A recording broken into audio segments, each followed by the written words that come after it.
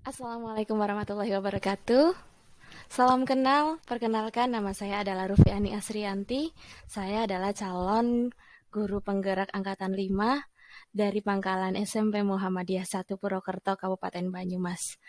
Pada kali ini saya akan membuat sebuah karya untuk mendemonstrasikan pemikiran Ki Hajar Dewantoro dalam sebuah karya. Di sini saya beri judul Merawat Pendidikan. Kenapa merawat pendidikan? Karena seperti pengetahuan baru yang saya dapatkan setelah membaca modul 1.1 tentang Ki Hajar Dewantoro, bahwa pendidikan itu tidak bisa lepas dari culture, socio-culture atau sosiokultural. Karena bagaimanapun ketika kita merawat pendidikan, maka kita akan merawat budaya, kita akan membuat peradaban yang semakin baik lagi. Dan bahwasanya sebagai pendidik yang menuntun segala kodrat yang ada pada murid agar mereka dapat mencapai keselamatan dan kebahagiaan setinggi-tingginya sebagai manusia yang merdeka. Itulah yang kita harapkan dari Ki Hajar Dewantoro di dunia pendidikan. Baik, pada kesempatan kali ini dia. Entah kenapa ketika saya mempelajari tentang pemikiran Ki Hajar Dewantoro, saya jadi teringat tradisi tumpengan yang biasanya diselenggarakan oleh masyarakat Jawa, terutama di Kabupaten Banyumas ketika kita mendapatkan sebuah kebahagiaan. Kita akan mensyukuri dengan mengundang banyak orang, kemudian kita memotong tumpeng dan kita makan bersama-sama.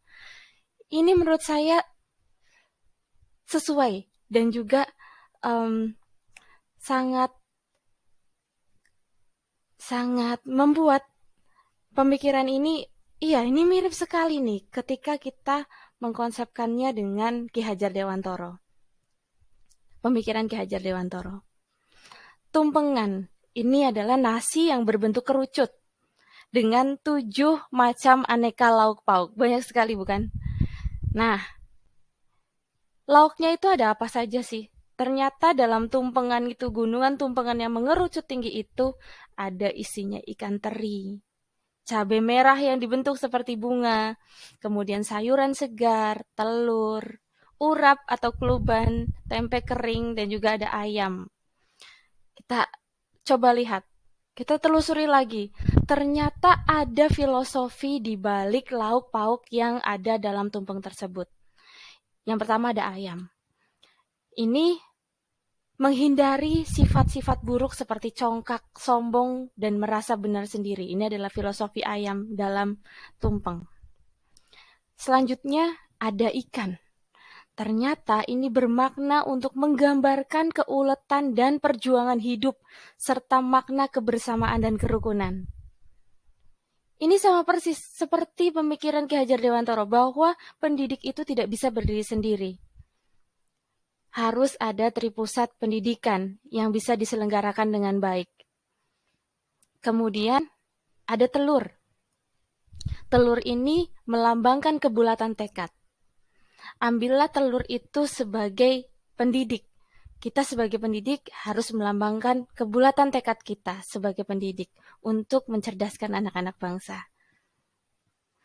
Kemudian ada urap atau sayuran yang memiliki makna kedamaian, keyakinan, serta kesuburan, di mana sebagai pendidik kita harus menempatkan diri, bisa sebagai teman, bisa sebagai pendengar, bisa sebagai pamong ketika kita sedang mengajar di kelas.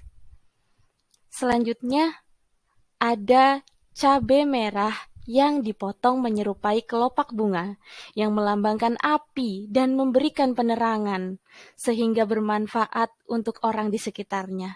Ini tidak hanya pendidik, teman-teman, tapi juga untuk murid kita. Kita selalu berharap bahwa semangat mereka dalam mencari ilmu, semangat mereka dalam belajar, berkreasi, menciptakan sesuatu, itu nantinya akan menjadi penerangan bagi diri mereka sendiri dan juga bagi orang lain. Baiklah,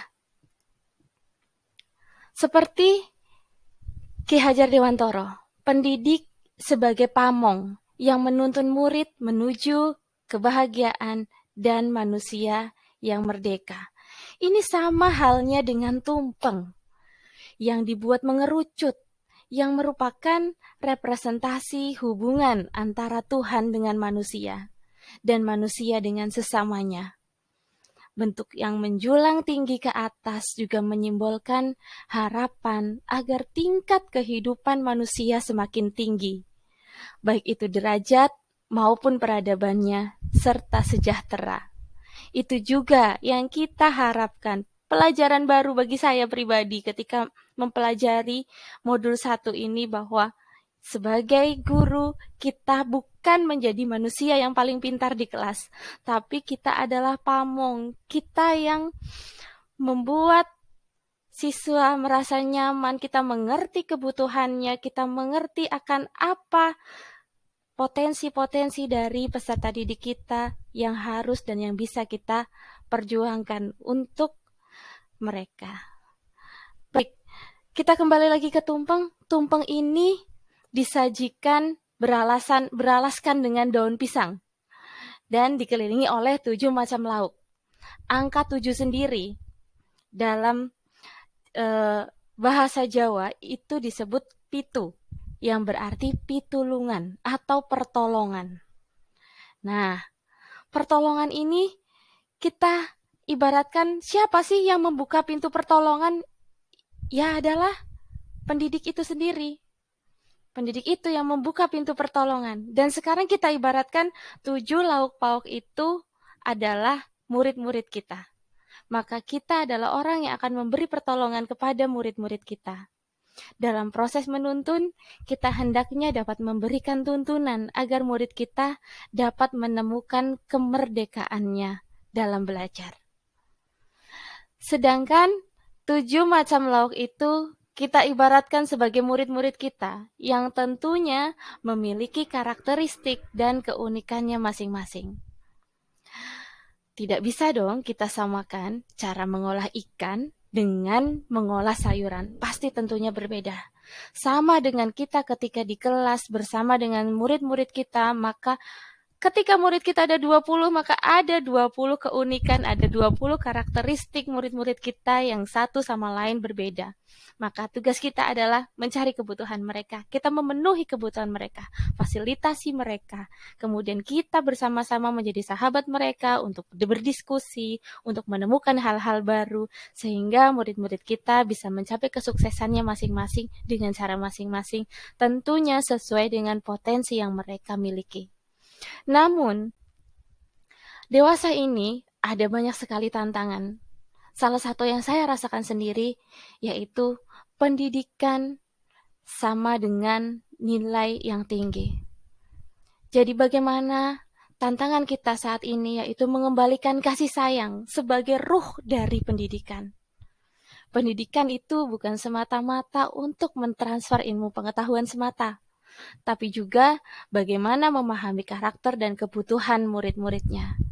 Bagaimana kita dapat merubah mindset bahwa pendidikan sama dengan nilai akademis yang tinggi. Itu harus kita rubah. Karena apa? Ketika kita hanya memikirkan pendidikan sama dengan nilai akademis yang tinggi, maka akan ada proses pendidikan yang lain yang terabaikan. Aspek lain yang perlu dikembangkan seperti moral, budi pekerti, untuk menunjang kehidupan yang selaras. Dan bagaimana sih kita untuk merubah itu semua? Pendidikan itu tidak lagi hanya tentang nilai. Ini dia.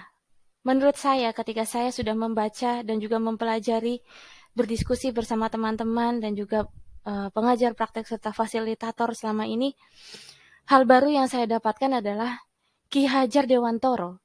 Selain sebagai praktisi pendidikan, bagi saya beliau adalah pejuang kemanusiaan di Indonesia. Beliau berupaya membangun dan menyelenggarakan pendidikan untuk manusia di Indonesia, tentunya dengan konsep, landasan, semboyan, dan metode yang menampilkan kekhasan cultural Indonesia.